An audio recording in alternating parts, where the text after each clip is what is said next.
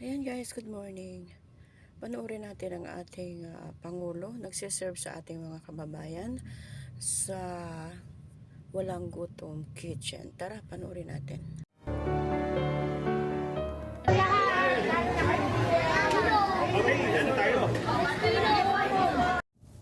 Ayan, tinanggal ko yung sound niya kasi alam kong ano yan.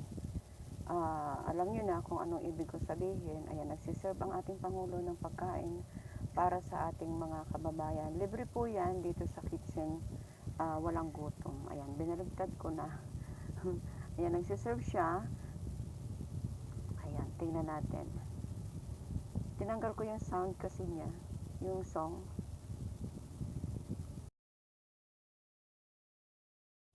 Ayan, diba, wala siyang sound.